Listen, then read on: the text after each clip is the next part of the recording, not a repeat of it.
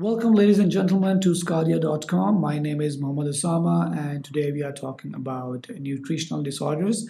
And in nutritional disorders, in this lecture, we are specifically going to talk about obesity. So, in this lecture, we're going to talk about the causes of obesity and what obesity is, the negative effects of obesity, and the management and prevention of obesity. So let's start off. What is obesity? So obesity is a medical condition in which there is excess or a greater amount of body fat which has been accumulated to the extent that it may have a negative effect on health. Now, how can we characterize obesity? So obesity is usually characterized by the use of body mass index, in which we divide the weight by the surface area or the square of the length. So by BMI, if we see that a person has a BMI of 30 or greater, then, or you can say between a range of 25 to 30, then we can say that a person is overweight. And if anyone has a BMI greater than 35 or around 40 kilogram per meter square, then that is termed as severe obesity.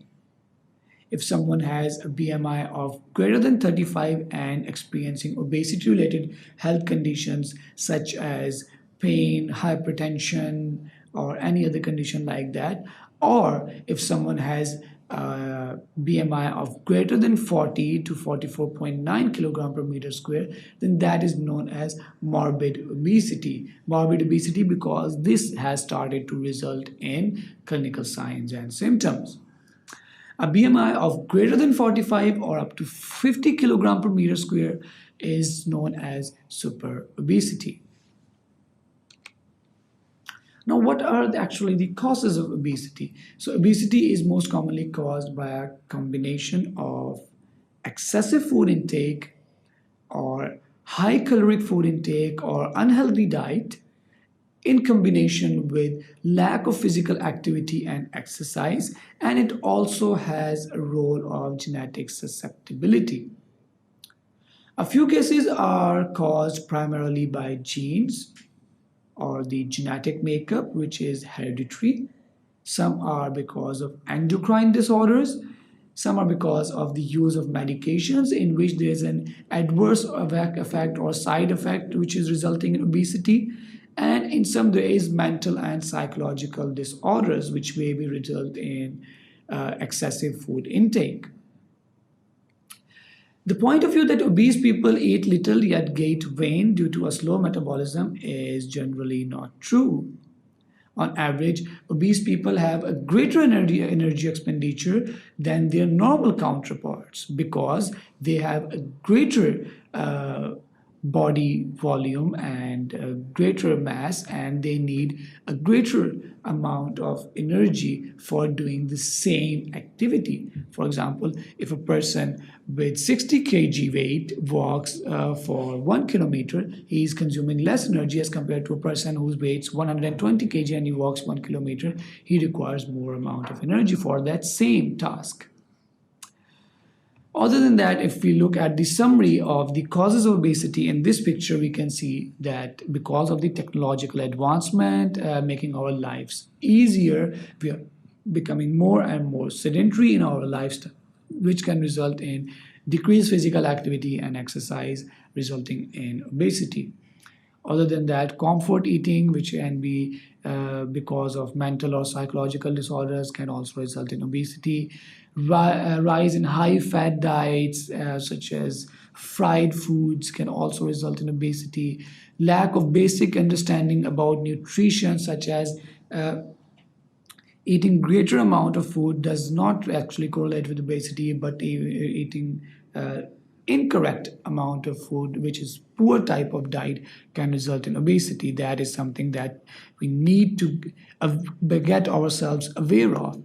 And lack of appropriate physical exercise, which should be an integral part of our life, is actually missing. Medical and genetic factors can also contribute to obesity. Increasing numbers of fast food chains and unhealthy food sources and rise in high sugar diets and high carbohydrate diets as well.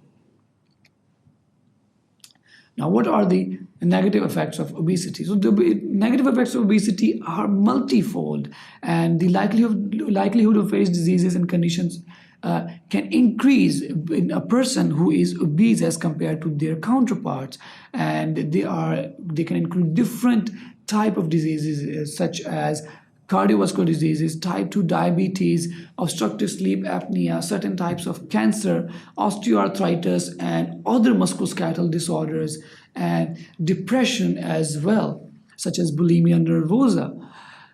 Now, looking at this picture, we can actually summarize the different types of conditions that can actually result from obesity, such as osteoarthritis, skin diseases, gout, phlebitis or venous stasis, and cancer of breast, uterus, cervix, colon, esophagus, pancreas, kidney, and prostate, severe pancreatitis, chronic heart disease because of atherosclerosis, diabetes, dyslipidemia, and hypertension, cataracts of eye, increased risk of stroke and cerebrovascular accidents, idiopathic intracranial hypertension, which can also result in stroke, pulmonary diseases, abnormal function, obstructive sleep apnea, and hypoventilation syndrome, non-alcoholic fatty liver diseases, and gallbladder diseases, as well as gynecologic abnormalities such as abnormal menses like amenorrhea and dysmenorrhea, infertility, and polycystic ovarian syndrome. Now, how can we manage obesity, or how can we prevent obesity? So the main treatment of obesity consists of healthy diet and physical exercise. Now, there are different types of diet programs which can result in weight loss, but that is short term, and it is very hard to maintain that sort of diet to maintain our weight loss. So the best thing would be to have a balanced diet and incorporate that with a healthy lifestyle, such as by incorporating exercise and physical activity with low calorie food intake. In the short term, low carbohydrate diets appear better than low fat diets for weight loss, but in the long term, all type of carbohydrate low fat diets appear equally beneficial. Heart disease and diabetes risk are associated with different diets